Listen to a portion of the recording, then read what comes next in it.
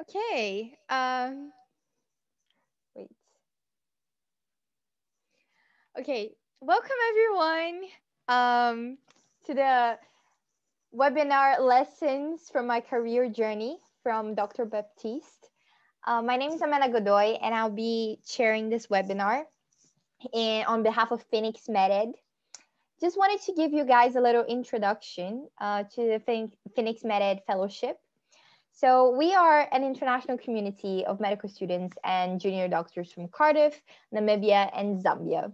It's a collaboration between the medical schools, and we were created in the middle of this pandemic by Professor Judith Hall, and she decided to join everyone that was interested in being part of the Erasmus program, and that's how we just joined. We created a WhatsApp group, and we've been organizing very, very exciting things throughout this whole lockdown period, participated in international conferences, and we organize webinars every month.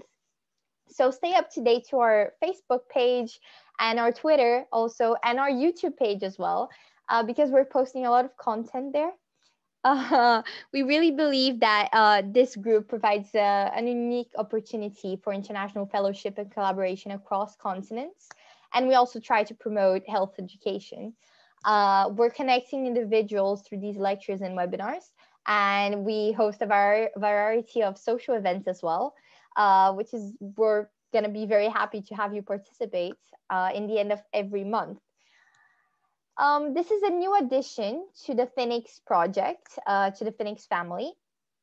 But the friendships formed will continue to strengthen the Phoenix network, we believe, and will help students progress through their careers in medical and junior doctors as well.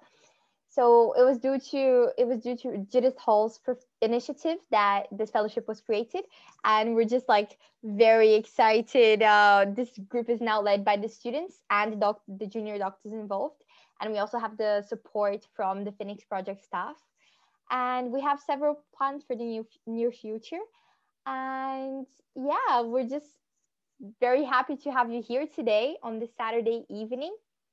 And without further ado, I would like to introduce our speaker for today, Dr. Patrice Baptiste. And we're very happy to have her here. We think she's going to teach us a lot today. She's going to share a little bit of her career journey with us, and hopefully we can learn a lot from her. Just a little bit of housekeeping rules. So you are all muted, and please keep it away and also your cameras off, but feel free to interact with the chat function of this webinar. Drop your questions there because we're going to have a Q&A at the end where Dr. Baptiste is going to answer all of your questions and all of your concerns, so you can share your experiences as well. Feel free to use the chat function as much as you would like. And this webinar is being recorded and will be posted on our Facebook and our YouTube page probably by the end of this week or the beginning of next one. So keep your eyes out to that as well, because you can watch the webinar again. And yeah, without further ado, I'd just like to introduce Dr. Patrice Baptiste. So I think she's here now. So I'm just going to give a little bit of an introduction to who she is. So she's an award-winning portfolio GP. She's a medical educator, entrepreneur, writer, author, visionary, and champion for diversity within the medical profession. So she is a lot, as you can see. She's also a GP tutor and examiner for Queen Mary's University London, and also the GMC, the General Medical Council. She founded a medical careers company during 2016, which supports medics throughout their careers, and also increases diversity within the medical profession. She has delivered a number of talks at places such as Oxford University, the BMJ, Life Careers Fair, and also the Royal College of Physicians, Edinburgh. And she writes a lot for GP Online and more recently Bluestream Academy. And these platforms are primarily for GPs. So as you can see, she has done a lot. And then I think she has a lot to share with us.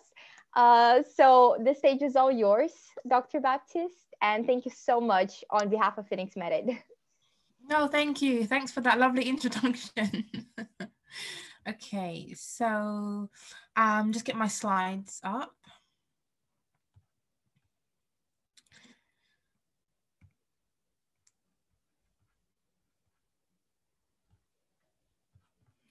Okay, so we should be good to go.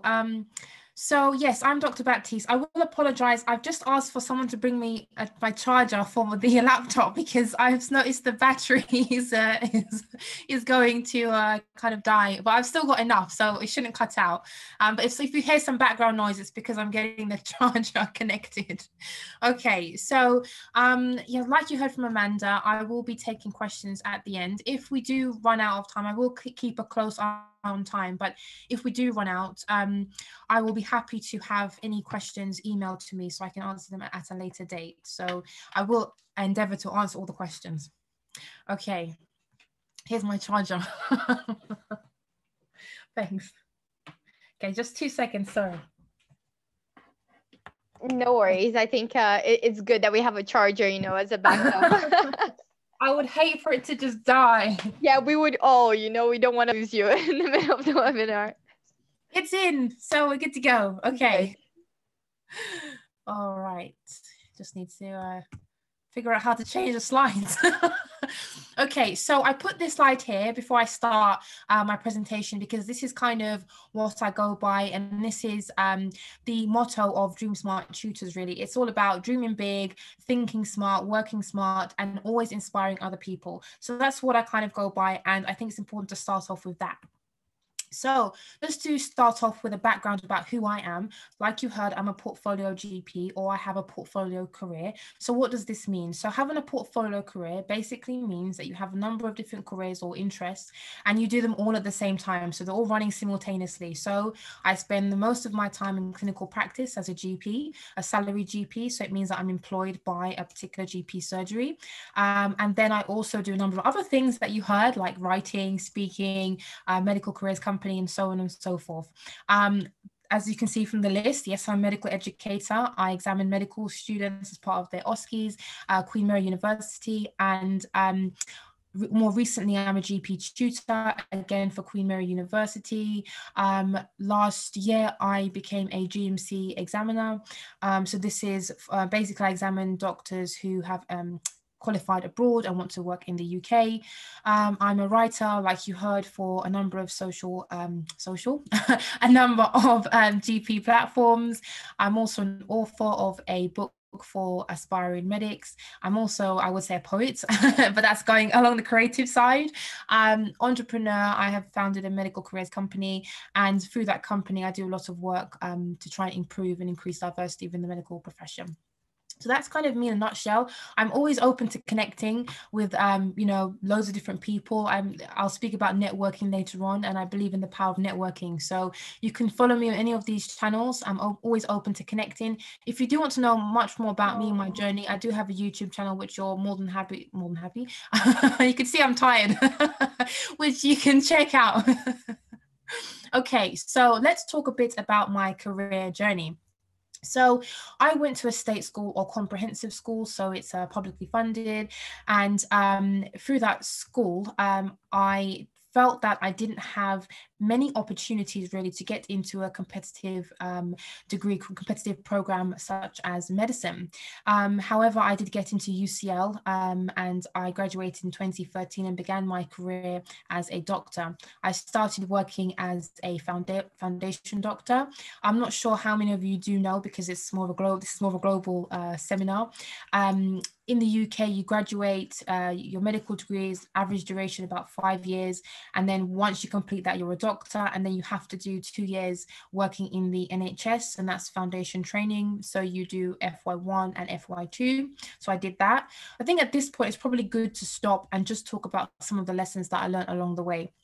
So looking at my state school education, like I said, I didn't have access to many opportunities, although it wasn't, the worst school, but obviously it wasn't like some of the better schools that we have in the UK, independent private schools who have the opportunities and the people around the students to really support them to get into competitive courses like medicine.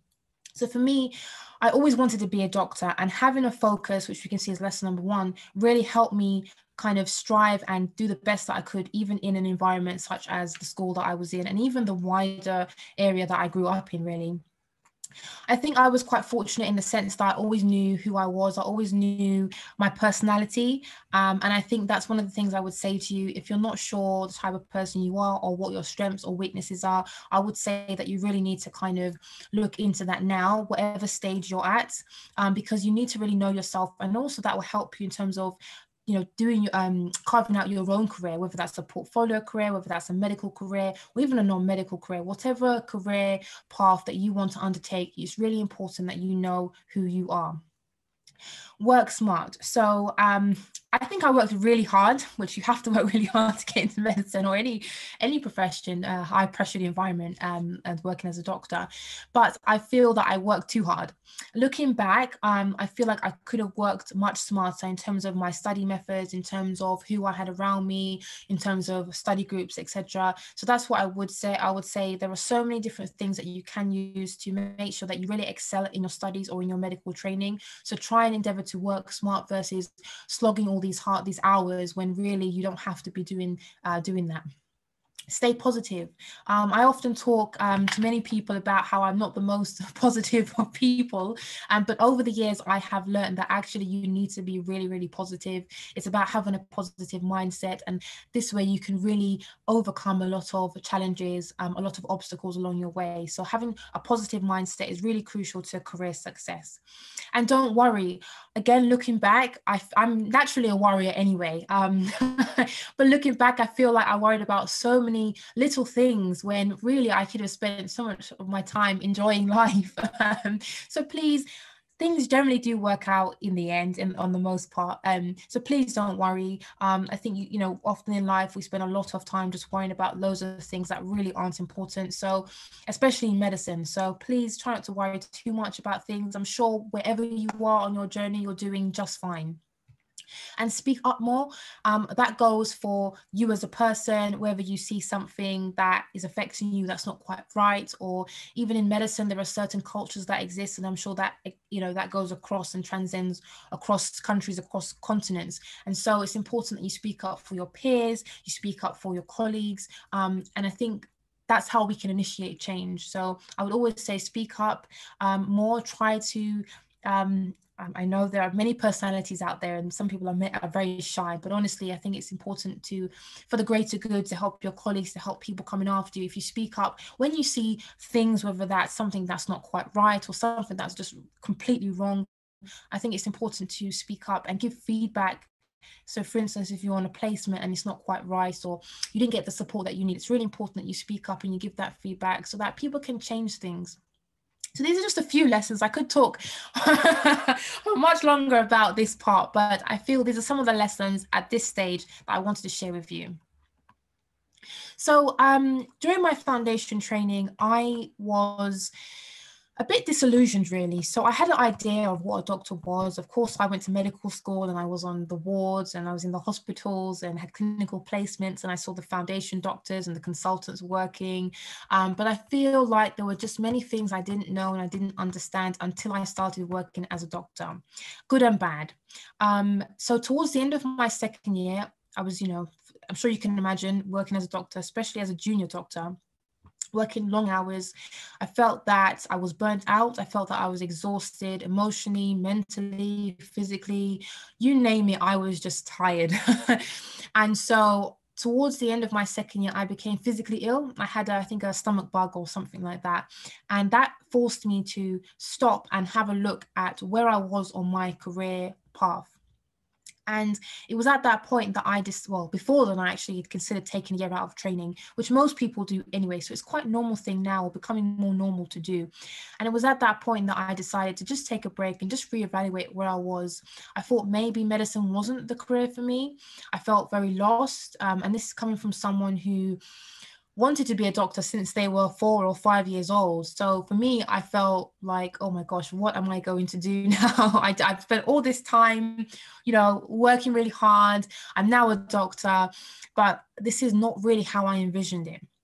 So I took some time out to really just rediscover some of the things that I had put to one side, really. Things like, writing. I used to love writing poetry, and I just stopped doing that. And poetry was very therapeutic for me. So I tried to rediscover some of the things that I kind of fell in love with and that I really enjoyed. And I just took some time out for myself. And it was at that point that I realized that actually I still want to be a doctor. The passion was still there, the passion for learning, the passion for helping other people, and doing that through medicine. And so I thought, well, okay, so I still want to be a doctor.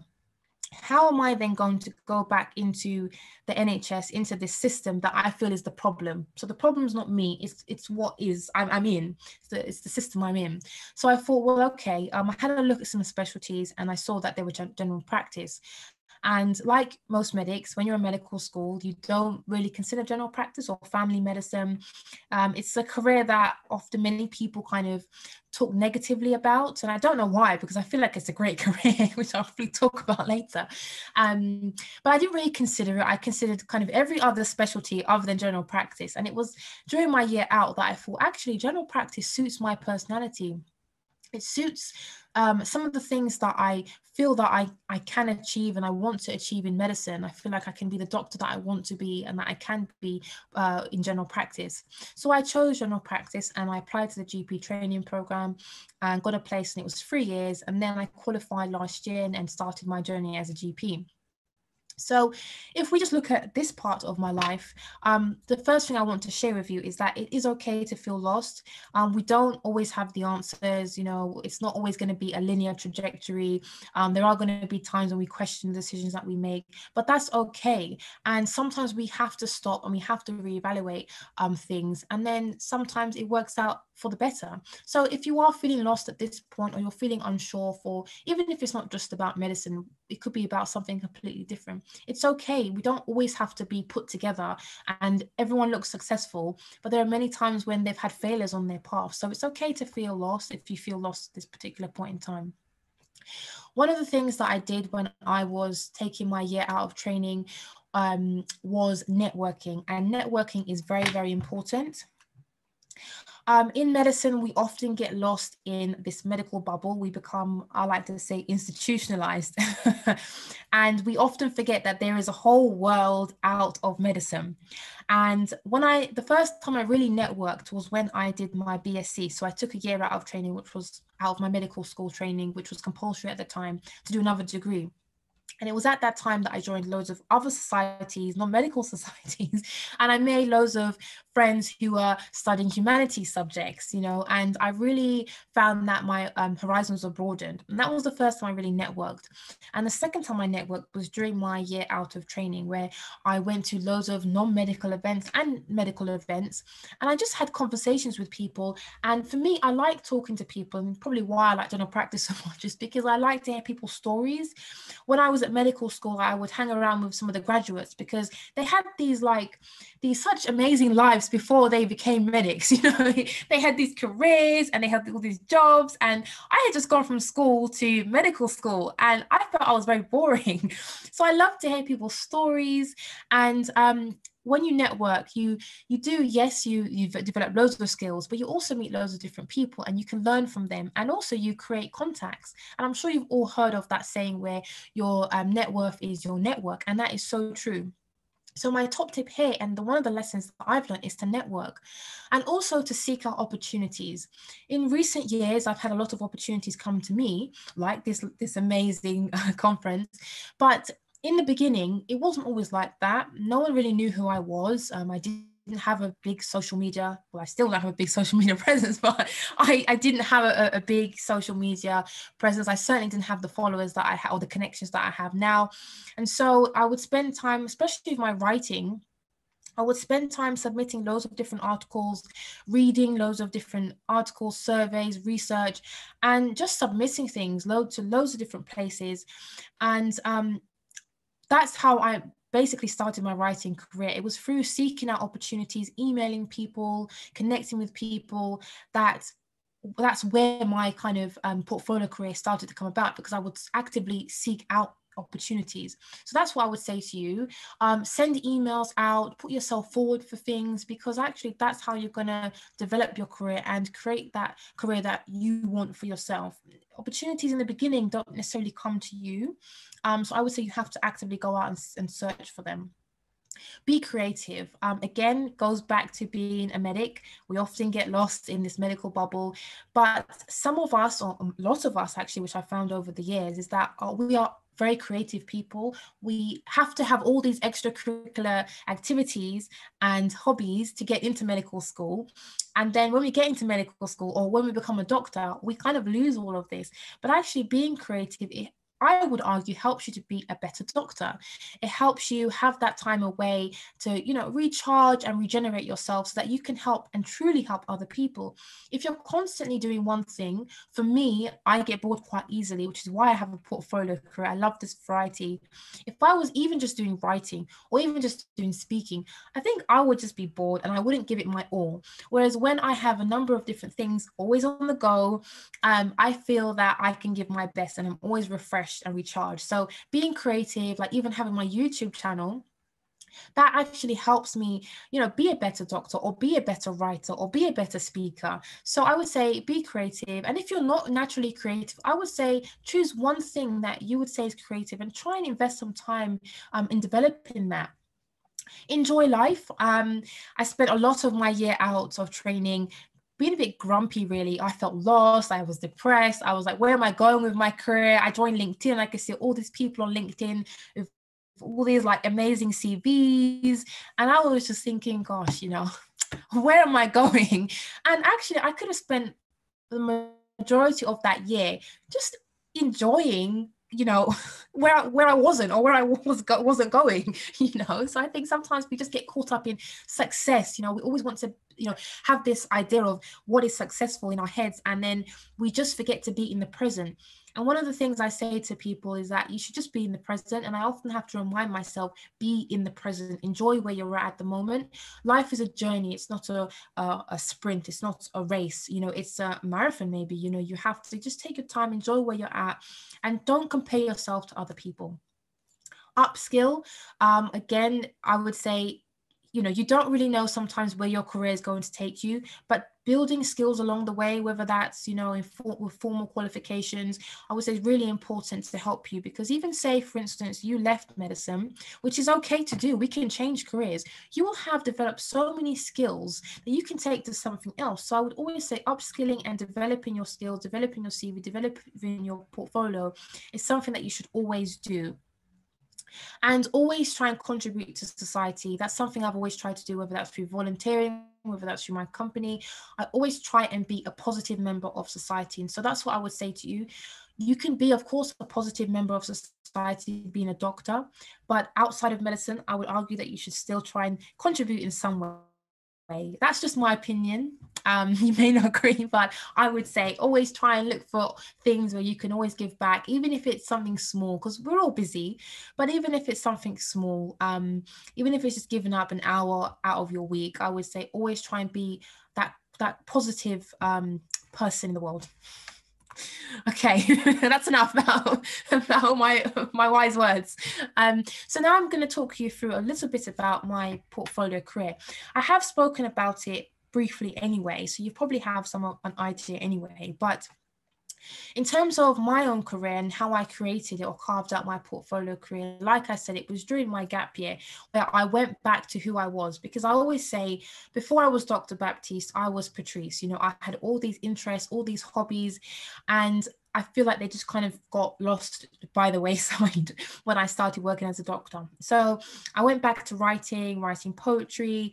I did loads of volunteering, loads of public speaking, and I just kind of just did these things and just looked to see where they would take me. I didn't really have a plan. And that's what I would say from speaking to people and networking. Often a lot of people will say, actually, they didn't have a plan. They kind of just ended up in their final career. So in my gap, I was uncertain. To give you a bit more of a background, like I said, I didn't know if I was going to go back to medicine, because I just wasn't sure how I was going to go back to these long hours and to this pressure system, being miserable and just not being who I felt like I truly was. I to submit, I submitted an application and I underwent an exam to apply for a job to be a medical writer, and I was offered the job. And they were really lovely, but I just didn't feel it was the right fit. Then I looked into things like cosmetics. I even did a Botox course, which was very expensive. And I did some work experience in hair transplant. But again, things didn't come together. And I just felt that although, yes, you can make loads of money from Botox and aesthetics, the passion wasn't there. And although making money is great, I want to enjoy it. And I just didn't feel I would enjoy injecting people all day. And then also at that time, I did a lot of volunteering. I went back to my old school, my comprehensive school, and offered my services. And I realized that there was a need for people who were like my younger self to get into medicine. They needed that support. And so that's when I started Dream Smart Tutors. So that's basically how things kind of started. If we talk about my writing in a bit more detail, because maybe you're interested in writing and developing a writing career. Like I said, I submitted many articles, many articles to loads of different places. I kept writing and writing and writing. And I think for me, because like I've said, I would say I'm probably more of a creative than a clinical or academic person. I love that freedom that creativity gives to me. And when I can write maybe like a 900-word article in an hour, you know. I mean, it depends on what it is, of course, but I'm very quick with writing and it comes very naturally to me. And like I said, it's very therapeutic. So writing loads of articles, if you're connected with me on LinkedIn, you can probably see around 2015 to 2016, I have so many different articles that I've plugged into my LinkedIn. And that's just how many I was writing. I was just writing every day, every other day I was writing. And I was saying to the editors who I was submitting to, whether it was journal or whatever it was, and I would say, well, you know, I love writing, but I don't know how I can make it a career. I don't know how I can kind of get a regular gig, so to speak. And they just said to me, just keep writing. And I thought, well, that's not really good advice because, you know, I need something concrete. Tell me, how do I get like a regular gig? And they just were like, no, just keep writing, do what you're doing and build those skills. So I would submit loads of articles. Some were paid, some were unpaid, but it built experience and it built skills and it built me a reputation ultimately. Like if you look at you can probably just search for me and you'll see I have a lot of articles for the BMJ. So yeah, so I just kept writing, and then I submitted an article to GP Online. I just submitted it for free. I said, look, you know, I mean, I'm going to do GP training. I have an idea for an article. I think I even maybe wrote the article or I did a proposal. I'm not sure, but I submitted my idea or the article, and the editor was like, this is great. We actually don't have a trainee writing for us. So would you like to do this regularly? I was like, yes, I would. This is my regular gig. So it wasn't a big commitment. It was like one article, two articles a month. And this was something we negotiated in terms of being paid. And it was something that I felt like I could do alongside my full-time training because I was preparing to go back into full-time training. So I wanted to keep my creative pursuits and develop a career, portfolio career and try and maintain that alongside my full-time training. So doing one article or two articles a month wasn't really a big commitment, and the company were happy with that as well. So that's how my career started for like GP Online, and all my articles you can see on LinkedIn. And then Bluestream Academy, which is a training platform for general practitioners, approached me to write for them. So I've started writing for them as well. Again, it's not a big commitment. It's something that I can do alongside all my other commitments. So that's my writing career, so to speak. Medical education, like I've spoken about, my Dream Smart Tutors, my medical careers company, which is a little bit on the back burner in this recent year because of everything that's been going on, in addition to some other things in the background. But nonetheless, it's been going since 2016, and I've helped many students along the way. Like I said, I'm a GP tutor, so I will tutor medical students alternate weeks on a Thursday afternoon. And we'll talk about many different things based in obviously primary care to match with their curriculum.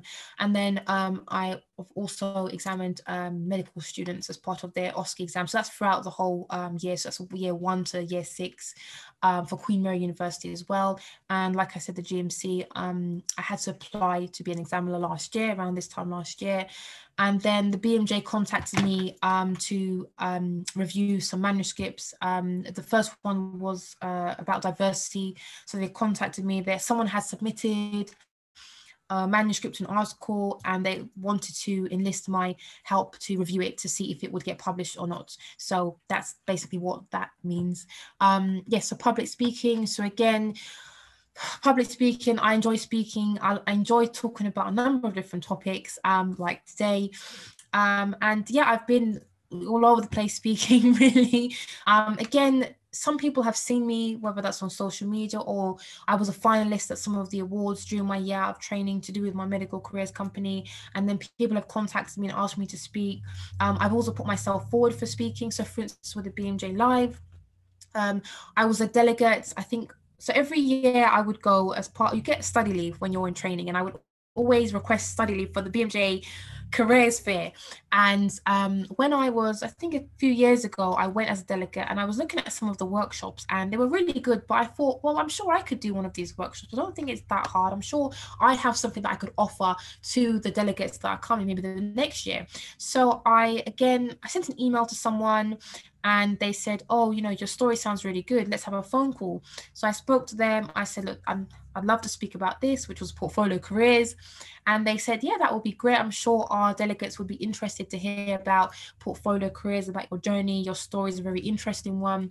And that's how that one came about. So it's a combination, really. But in recent years, like I was saying, because the more you speak and the more you're out there, the more people will see you and the more people will kind of contact you. So with speaking, it's just something I enjoy doing. And sometimes I get paid for it, sometimes I don't. Payment for me, it's not a big thing. Like, I don't really care for payment. It's because I enjoy it. So if I get paid for something, it's just an added bonus, really. But for me, I'm happy to speak for free because I just enjoy doing it. And I think it's something, if I have something worthwhile to share with people, I want to share it. So yes.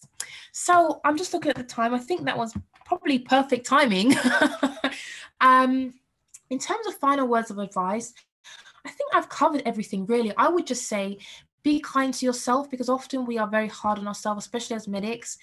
We have this type A personality. We are perfectionists. We want to be the best, but often that puts a lot of pressure on ourselves, and then we become a bit miserable, and we can't be the best doctors if we're just grumpy and miserable and worried about our publications and this, that, and the other. So I would say, please just be kind to yourself.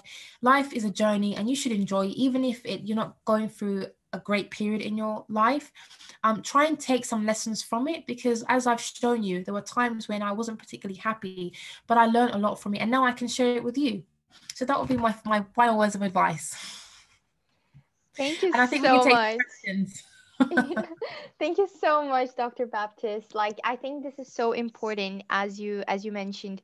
Like, we doctors, we normally are so perfectionist and we want to just do everything in the whole world to show that we're the best, you know. But at the same time, if we don't look at ourselves and how we're doing mentally and physically, we're never going to be able to take care of our patients well. And I think that really links with another webinar that we participated, that we organized for the International Phoenix Conference, which was 2 weeks ago, and talking about mental health, especially during this lockdown, you know, and how we feel pressured to still do a lot and be so productive throughout quarantine, even when sometimes we should be taking care of our own selves and our mental health, especially above everything.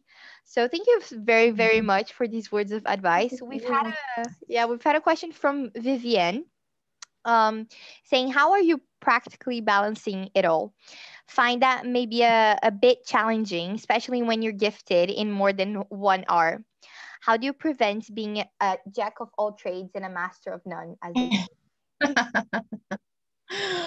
Gosh, that's a difficult question. Yeah, I think, like I said, I balance everything because I just enjoy it. For me, I can't really say. I know, like, a lot of people want to be the best at and excel, really, do really well at one particular thing, and that's great. And there are many specialists who chosen their specialty for that. For me, it's not about having one little niche thing. For me, it's about doing all the things that I enjoy and doing them very well. And, if I excel and I win awards and I do really great, then that's amazing. That's just a bonus. So in terms of being a jack of all trades and also none, that's how it may seem.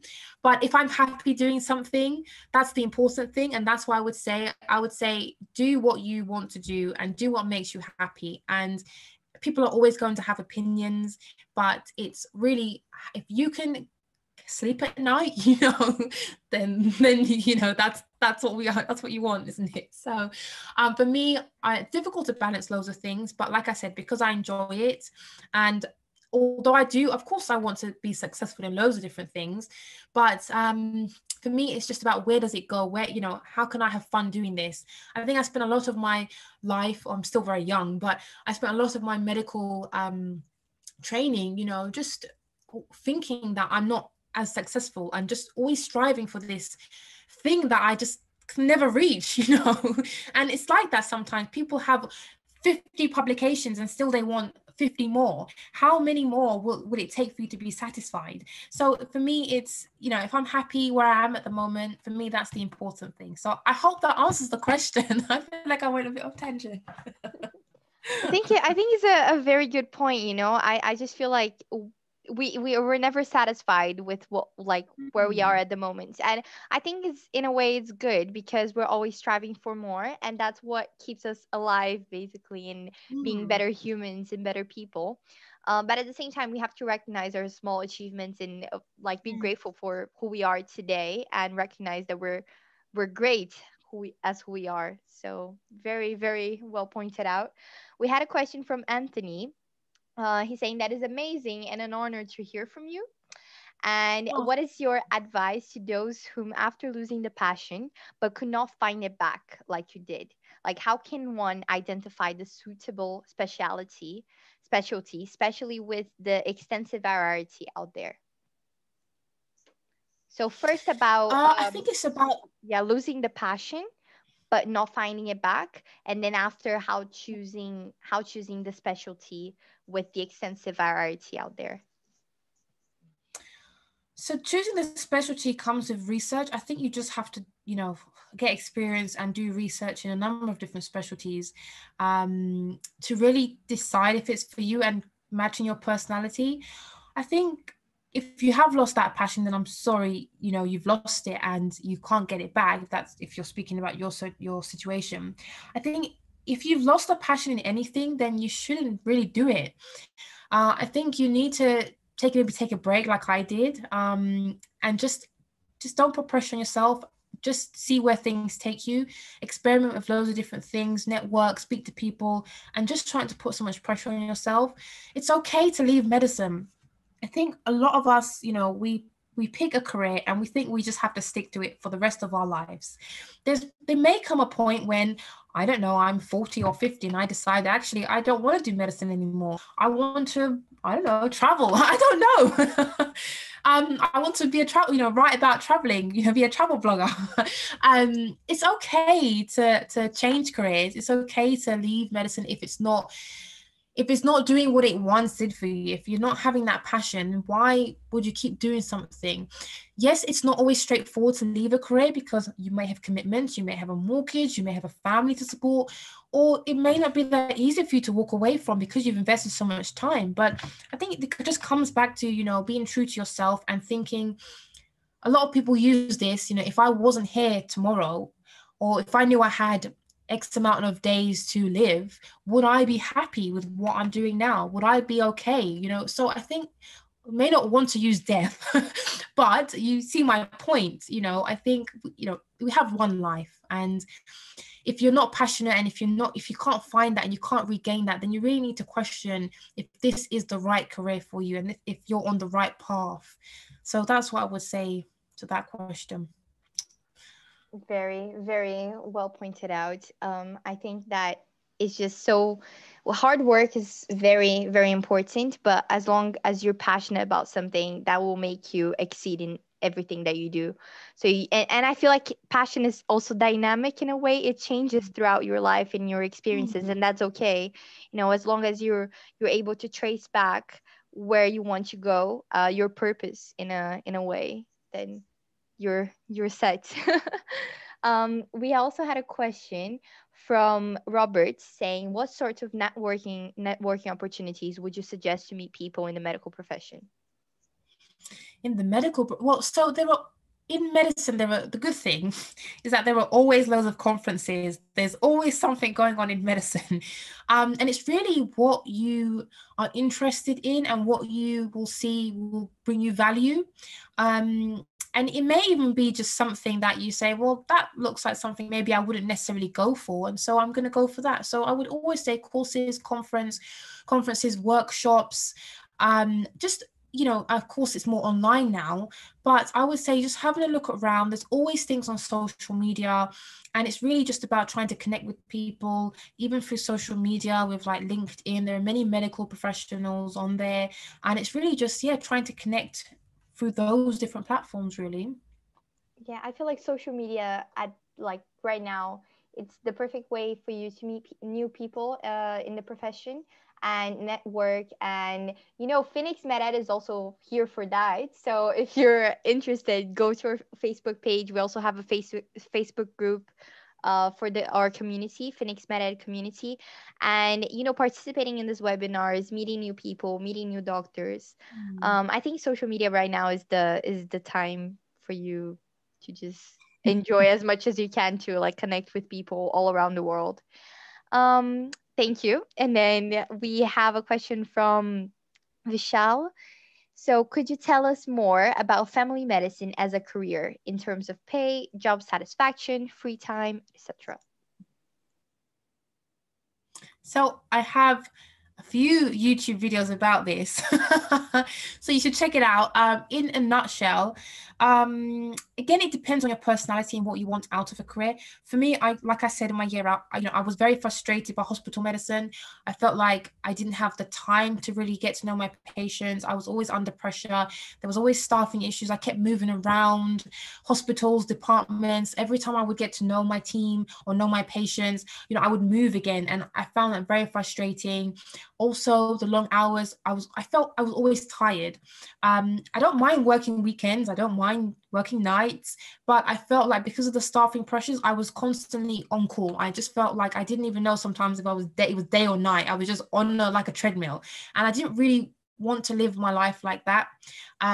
Maybe it was just where I was posted to, but for me, the experience I had was just something I wasn't willing to keep doing for the rest of my life. I mean, even when I looked at consultants or medical registrars, they were on call, and some of them are grumpy and they were 60, and they just looked miserable, and I just didn't want to be at that point and having regrets and just be thinking, oh gosh, this is how I spent my life when I'm not happy. So for me, it was a lot of things I saw in the hospital, and I saw general practice. It enabled me to have this career autonomy. One of the reasons I chose medicine was to have career autonomy, but I realized soon after getting into or starting my training that actually it would take me a very, very long time to get this career autonomy or get the career autonomy that I would be happy with. Like I said, many consultants are very happy and having lovely fulfilled careers, and they have the career autonomy. I just didn't want to wait till I was a certain, point in my career to have that. I felt, why can't I have that now?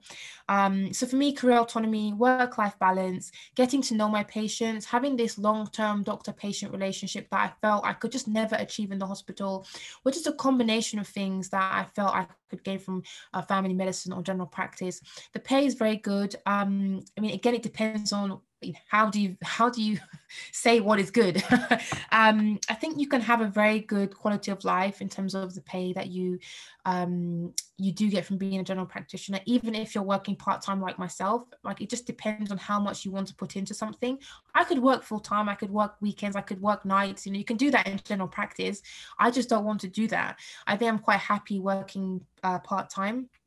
So pay is good, it's satisfactory, but it's how much you put into it. I have a whole video on GP pay, so you can look at that. Job satisfaction, yes, I feel it's very satisfactory. Like, I feel like I get a lot of job satisfaction from it. Of course, there are days with any job or any career where you feel, oh gosh, I just didn't enjoy today. It just happens, nothing in life is perfect. There's pros and cons to any career. I also have a video on pros and cons to general practice, but for the most part, I enjoy helping people in general practice, whether that's medically or non-medically, by just listening to them and just offering them that supportive shoulder, really. So there's loads of different ways you can help people, and often as medics we often think that we just have to prescribe something to help someone, but it's not always about that. So for me, yes, it's got a lot of job satisfaction, and yeah, I've covered free time. So yes, it is what you make it, like I said. Perfect. Thank you so much. And then also a question about social media. What do you think was the most challenging thing of like leaving your mark on social media, and what is the most beneficial thing about it? I don't know. That's a very difficult question. What's the challenging thing about social media? I think always trying to maintain a presence.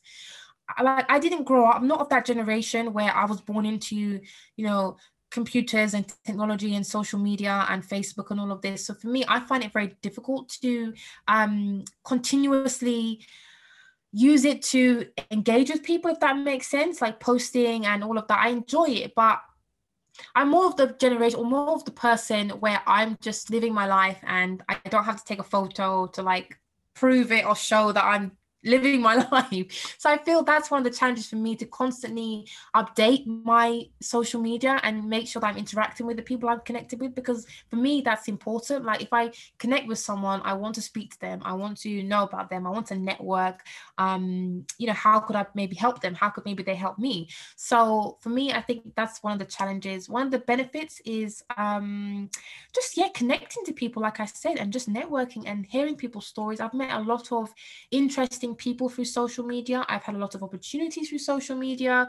I've learned a lot through social media. So yeah, there are loads of benefits. But for me, I think it's just, with all the different platforms, it's just a lot to balance. I think, I've got my YouTube and then LinkedIn, and then I have to post on like Twitter, and then I get a bit lost. So I think it's just staying on top of that, and staying on top of it, really. Perfect. Since we're on this topic of social media, I just wanted to get this moment to share your YouTube channel. So, guys, this is Dr. Baptiste's YouTube channel. A lot of content here. Click subscribe. And she has so many videos, not only about the portfolio and things that you should do as a medical student and her journey as well, but also patients' perspectives, which is also very, very significant for us to be better doctors. We need to hear from the patients as well, and what they think, and what we could do as doctors to make their lives easier and their lives better. So click subscribe. And since we're also in here, then I'll also share the Phoenix Method one, which you can also click subscribe. We have a bunch of videos as well. We're starting now, so click here. We have some of our previous webinars, some of our team members introducing themselves, which is great. So subscribe to our channel as well. And I had a question earlier about how people can get involved with Phoenix Method, and I just thought about sharing our Facebook page, which you can see here. You can like the page, and we also have a group, a Phoenix Method community, for those interested. So this community is a more like closed community, and we have some events especially for these people, and we can network. So it's a great opportunity for you to meet new people, and we're here to support each other. So if you would like to be part of that, just send us a message. Also ask to join the group. So that would be amazing if you want to get involved. And I think we have no more questions for now. But if you do, maybe you can contact Dr. Baptiste on her social media accounts, LinkedIn, Twitter, YouTube, Instagram. She's all over social media. Yeah. Oh, one last thing I will say. Everyone has asked me to do like vlogs, day in the life of a GP, which, like I said, when I'm at work, I'm at work. I don't think of putting the camera there, but everyone wants to see that. So I'm going to be doing some day in the life of a GP. So you can follow me on my day in the life of a GP and see what I get up to. So I'll be doing that soon. Oh, that's exciting. That's very exciting. Well, I just wanted to thank you on behalf of Phoenix Med for such wise words of advice. And I'll be posting the feedback form here, guys. So if you can fill that out, that would be amazing. For us to improve our future webinars, and for Dr. Baptiste as well, to get some feedback. So just Yes, I thank have you a very much. portfolio. I need to fill my portfolio too. Yeah, exactly, exactly. So thank you very much for this, for giving such brilliant advice, Dr. Baptiste. And honestly, your career journey is amazing. And I'm just here thinking about how I'm gonna do this all throughout my journey Take as your well. I'm time, thinking take your about the time. future. Yeah, but as well, like I've learned from this webinar that I also need to, take one step, breathe, and It's gonna be take things okay. easy. Yeah, take things easy. So thank you very much. Okay. If everyone can use the reaction buttons on Zoom to give Dr. Baptiste a huge round of applause. So I will show everyone now giving applauses. Ah, thank you. And thank you very much, Dr. Baptiste. Honestly, we're That's very okay. Thanks grateful. for having me. And I hope everyone enjoys their Saturday evening. And yeah, we'll see you on our future webinars. Okay? Bye bye, everyone. All right, take care. Bye. And if I can ask Dr. Baptiste just stay for a little while. Okay. Thank you.